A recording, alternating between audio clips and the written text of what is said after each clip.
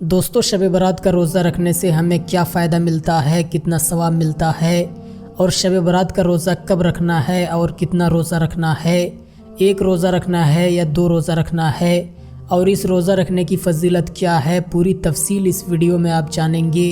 تو دوستو اس ویڈیو کو آپ پوری ضرور دیکھیں۔ ایک روایت میں آپ کے سامنے پیش کرتا ہوں، شعبان کی عظمت کیا ہے سنیے۔ اس میں جو روایت ہے تفسیر ساوی میں فرماتے ہیں کہ رسول کریم صلی اللہ علیہ وسلم 13 شعبان کی رات کو کھڑے ہوئے، اور یہ مہینہ اسی لیے زیادہ افضل بھی ہے کہ یہ مہینہ میرے مصطفیٰ کا مہینہ ہے، اور یہ سرکار غوث پاک رضی اللہ تعالیٰ عنہ کا فرمان غنیت الطالبین میں ہے کہ شعبان کا مہینہ رسول اللہ کا مہینہ ہے، کثرت سے اس میں اپنے رسول کو یاد کرو۔ اب میں آپ کو بتا رہا ہوں جو روایت تفسیر الساوی میں ہے، 13ویں شعبان کو نبی پاک صلی اللہ علیہ وسلم رات میں کھڑے ہوئے اور کیا کیا توجہ۔ آج لوگ دلیل پوچھ رہے ہیں اپنے نبی کو یاد کرنے کے لیے۔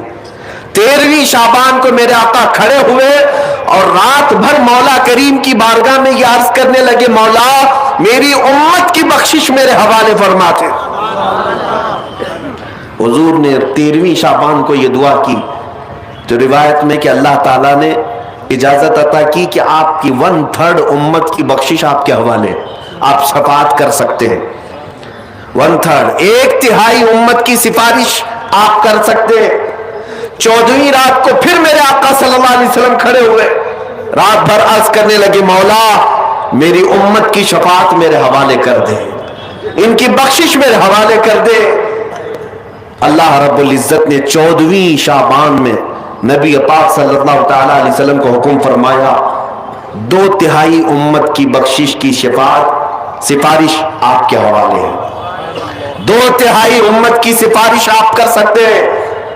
نبی پاک صلی اللہ تعالیٰ علیہ وسلم کیا اس پر بھی راضی تھے، بلکہ 15ویں شعبان کی رات آئی، یہ رات، یہ تیسری رات تھی، نبی پاک صلی اللہ علیہ وسلم پھر کھڑے ہوئے، اور آج کی رات کھڑے ہو کر نبی پاک صلی اللہ علیہ وسلم نے پھر وہی دعا کی، مولا میری بقیہ امت کی سفارش میرے حوالے فرما دے۔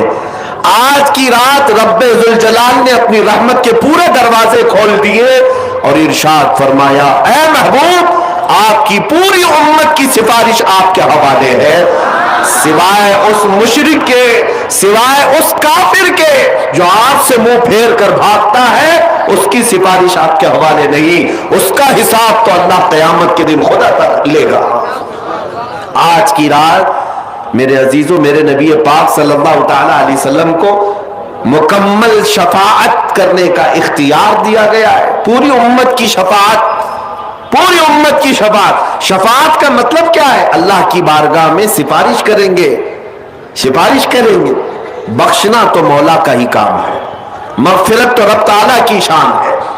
اب سنیے، حضرت عبداللہ ابن عباس رضی اللہ تعالیٰ عنہ سے منقول جو حدیث میں نے آپ کو بتائی، 5 راتیں جو دعاؤں کی قبولیت کی ہیں، اسی طرح آپ سے ایک اور روایت ہے، آپ نے فرمایا کہ آج کی رات اللہ تبارک و تعالیٰ اتنے لوگوں کو معاف فرماتا ہے، یہ ترمذی کی حدیث ہے، اتنے لوگوں کو معاف فرماتا ہے کہ بنو کلب ایک قبیلہ تھا جس کی بکریوں کے بال ہیں، اتنے لوگوں کو اللہ جہنم سے آزاد فرماتا ہے۔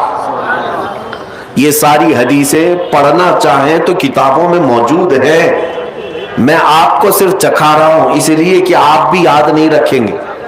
الحمدللہ یہاں پر سنیوں کا مجمع ہے، اور اکثر ہمارا معمول یہی ہے، ہمارا تو معمول یہی ہے، بہت سارے لوگ، ہم اپنوں میں یہ نہیں کہتے کہ جو لوگ یہ کہتے ہیں میلاد کہاں سے ثابت ہے، شب برات کہاں سے ثابت ہے، شب قدر کہاں سے ثابت ہے، تو ہم تو صرف پہلے لفظوں میں صرف اتنا ہی کہتے ہیں، یہ تو صرف سنیوں کی قسمت سے ثابت ہے، یہ ہماری قسمت میں لکھا ہوا ہے، یہ ہماری قسمت میں لکھا ہوا ہے کہ اللہ تبارک و تعالیٰ یہ موقع عطا فرماتا ہے گاہے بگاہے، اور بندے اس کو یاد کر لیتے ہیں۔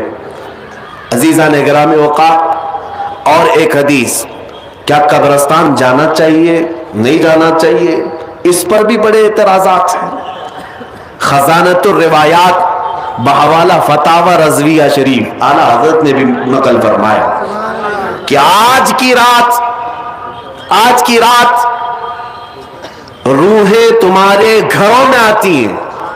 قبروں پر جتنے بھی آرام کر رہے ہیں ان کی روحیں تمہارے گھروں پر آتی ہیں, اور جو گھر میں ذکر و اذکار ہو, عبادات ہو اور انہیں ایصال کیا جاتا ہے, وہ لے کر قبرستان واپس جاتی ہیں اور اپنے پڑوس میں فخر کرتی ہیں کہ میرے گھر والوں نے مجھے یہ دیا, میرے گھر والوں نے مجھے یہ تحفے دیے.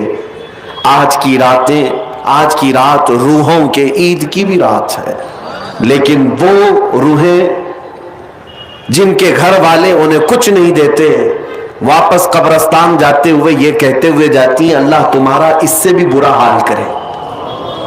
وہ انہی لوگوں کو کوس کر جاتی ہوں گی جو دلیل بار بار پوچھتے رہتے ہیں. الحمدللہ ہر سنی 2 رکعت نفل تو آج پڑھتا ہی ہے, قبرستان سے گزرتے ہوئے سلام تو کرتا ہی ہے. ہم اپنے بزرگوں کو بھولنے والوں میں سے نہیں ہیں. جن کو بار بار دلیلوں کی ضرورت ہے ان کی روحیں آ کر کوس کر جاتی ہوں گی.